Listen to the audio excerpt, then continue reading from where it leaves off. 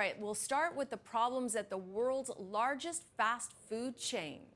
Yeah, it sounds like it didn't happen in Canada, thankfully, Cynthia, but it sounds like maybe hundreds or even thousands of McDonald's locations may have experienced an outage today of some technologies, including the digital menu boards or point of sale machines, which led to many restaurants actually closing operations for several hours.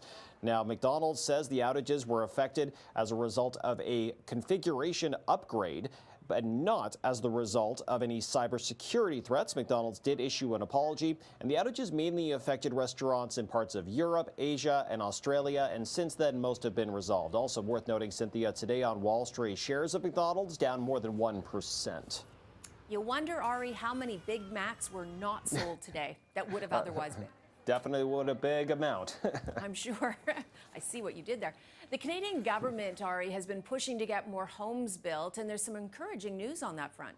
For sure, and as you know, we talk about the housing affordability crisis a lot in this country, so there was some good news today from the Canada Mortgage and Housing Corporation that the number of housing starts, so the number of shovels in the ground getting those homes built, rose in February by 14% seasonally adjusted compared to January, also up about 11% compared to last year.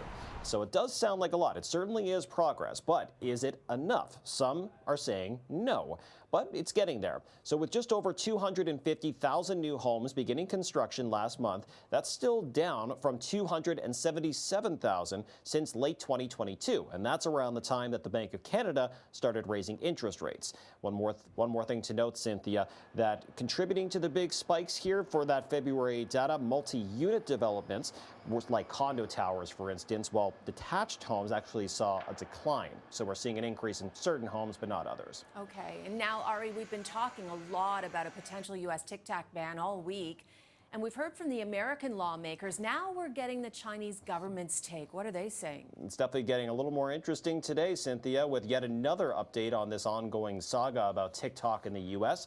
So China's government responded to the news that TikTok could be banned or sold in the U.S., with signaling that it would rather see TikTok banned in the U.S. than see its parent company ByteDance divest or sell its assets. Now, former Treasury Secretary Steve Mnuchin expressed yesterday that along with a group of co-investors, they were putting together an offer to buy TikTok in the U.S.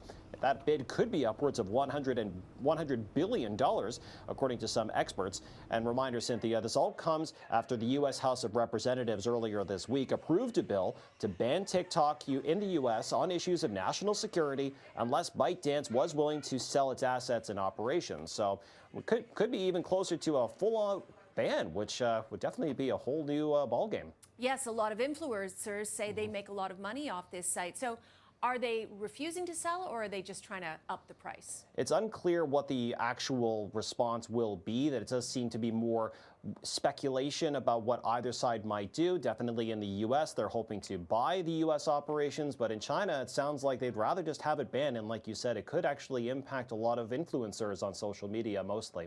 All right, Ari, thank you very much, and have yourself a great weekend. You as well.